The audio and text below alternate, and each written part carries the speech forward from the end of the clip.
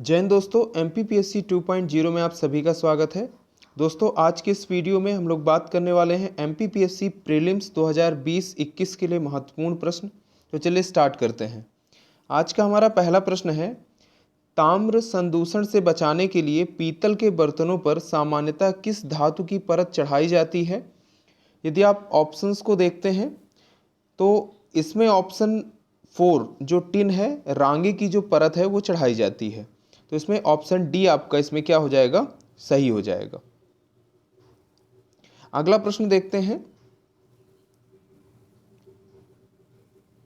परा उच्च आवृत्ति यानी UHF की यदि बात की जाए तो ऐसी तरंगें सामान्यतः संचालित की जाती हैं। यदि आप ऑप्शन देखते हैं तो इसमें ऑप्शन सी आपका अंतरिक्ष तरंगों के रूप में उत्तर आपका क्या हो जाएगा, सही हो जाएगा। तो ऑप्शन सी आप इस पे सही कर सकते हैं। अगला प्रश्न देखें, निम्नलिखित में से कौन सा एक गैर सेलुलोसी रेशे का उदाहरण है। तो यदि आप ऑप्शन देखते हैं तो इसमें ऑप्शन 4 यानी नायलॉन आपका क्या हो जाएगा, इसमें सही उत्तर हो जाएगा, नायलॉन। ठीक है। अगला प्रश्न देखें, सामान्य टीवी रिमोट कंट्रोल में उपयोग की जाने वाली तरंगें होती हैं। तो इसमें ऑप्शन सी जो अवरक्त किरणें हैं ये आपका सही उत्तर हो जाएगा, ऑप्शन सी। अगला प्रश्न देखें, 11वीं पंचवर्षीय योजना में किस पर जोर दिया गया था। तो इसमें ऑप्शन सी अधिक तीव्र एवं ज़्यादा समावेशी और समृद्धि को इसमें क्या किया गया था, इस पर ज़्यादा जोर दिया गया था। तो ऑप्शन सी आपका इसमें सही हो जाएगा। अगला प्रश्न इसमें देखें, तो भारत में संगठित मुद्रा बाजार का अत्यधिक अस्थिर भाग है। तो इसमें आपको अस्थिर पर ध्यान देना है, अस्थिर इसमें पूछा गया है। तो याचना मुद्रा बाजार आपका इसमें ऑप्शन सी सही उत्तर हो जाएगा।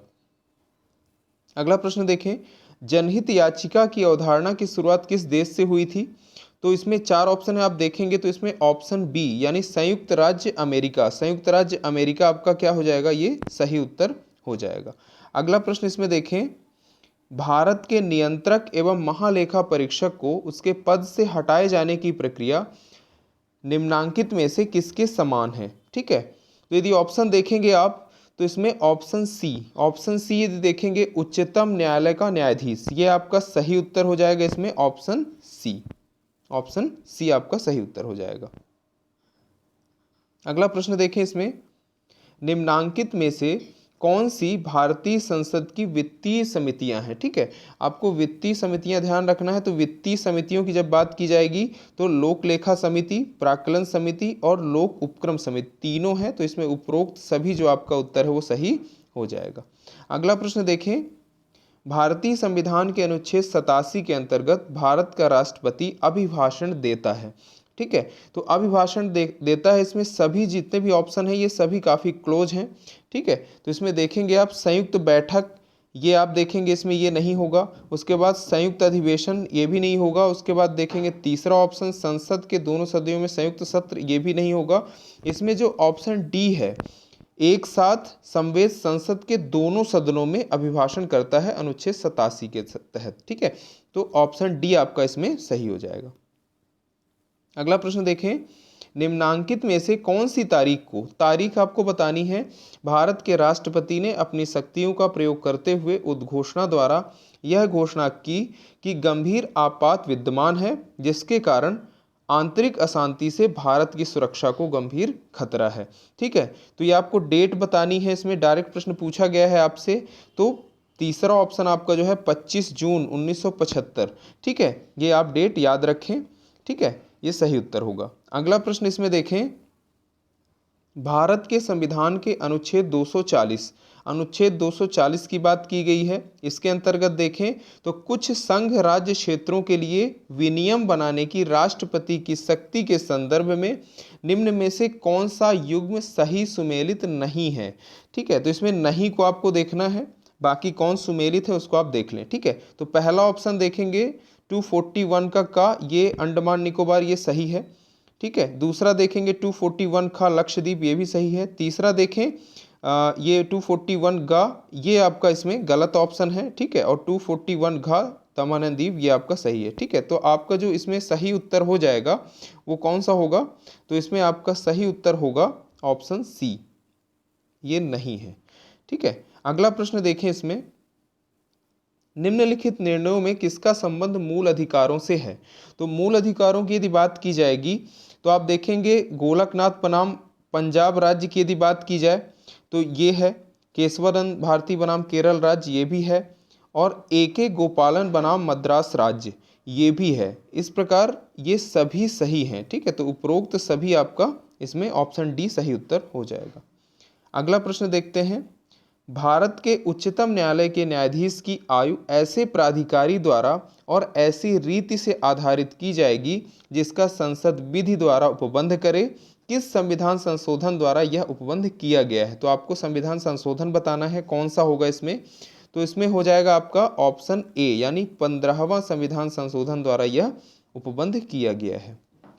अगला प्रश्न देखें, भारतीय संविधान सभा के संबंध में निम्नलिखित में से कौन सा कथन सही है।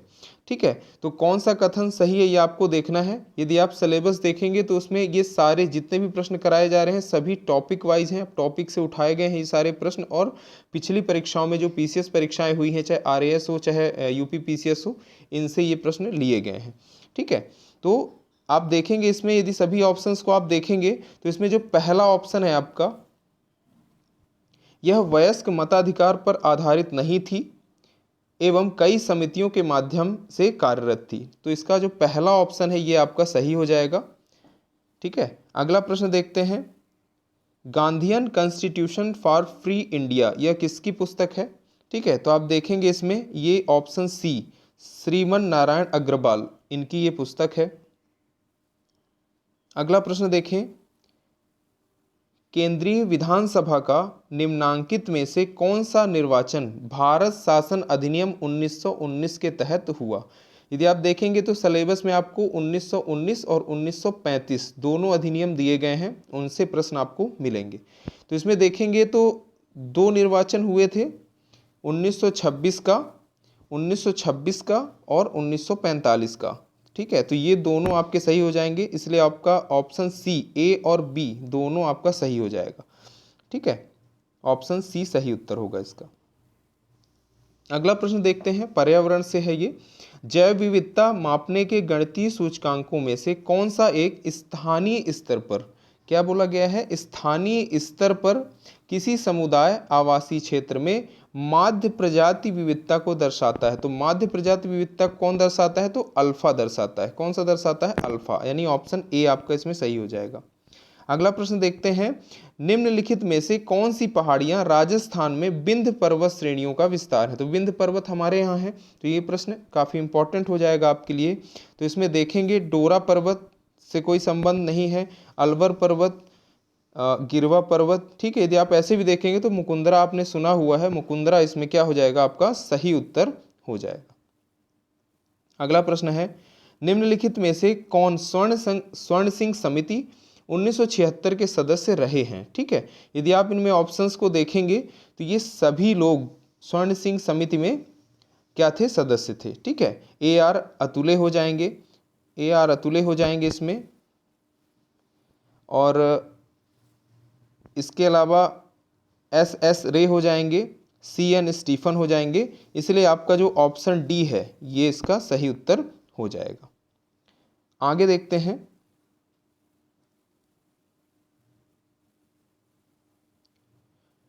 लोकसभा की प्रक्रिया और कार्य संचालन नियम, जो नियम 377 है, इसका कौन सा नियम है, 377 के अधीन लोकसभा के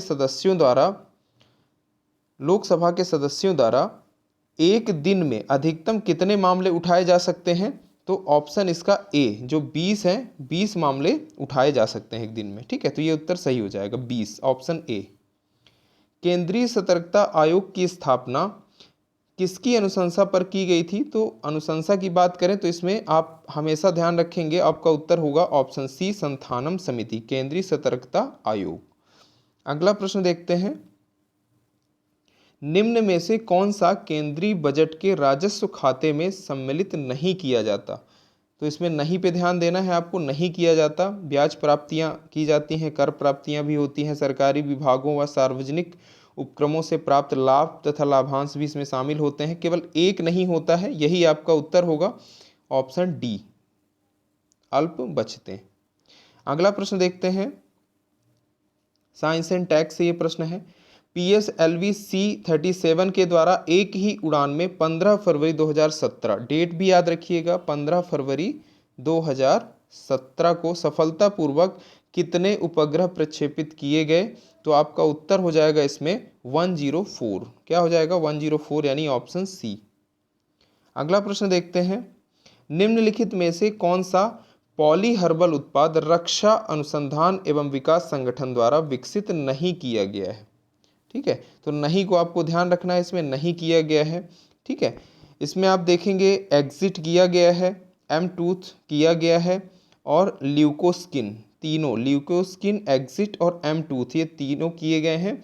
केवल यदि नॉक डोरना की बात करें तो ये नहीं किया गया है। ठीक है, तो ऑप्शन बी इसमें नहीं पूछा गया है, इसलिए ऑप्शन बी इसका सही उत्तर होगा। अगला प्रश्न देखें, कंप्यूटर की मशीनी भाषा आधारित होती है। ठीक है, आधारित है किस पे? तो आपका इसमें उत्तर हो जाएगा जो बूलीय बीजीगणित पर ये क्या होता है, ये आधारित होता है, कंप्यूटर की मशीनी भाषा। अगला प्रश्न, इसमें ऑप्शन सी आपका सही होगा। अगला प्रश्न देखते हैं, भारत का पहला दृश्य सीमा से परे हवा से हवा, ठीक है, हवा से हवा आप ध्यान रखेंगे, हवा से हवा मार करने वाला स्वदेशी अभिकल्पित एवं रक्षा अनुसंधान और विकास संगठन द्वारा विकसित प्रक्षेपास्त्र। ठीक है, तो आपका इसमें उत्तर कौन सा हो जाएगा? अस्त्र, ऑप्शन सी। ऑप्शन सी इसमें आपका सही उत्तर हो जाएगा, अस्त्र। अगला प्रश्न देखें, तो बस यहीं तक, ये इतने ही प्रश्न थे आज, बाकी प्रश्नों को हम बाद में डिस्कस करेंगे।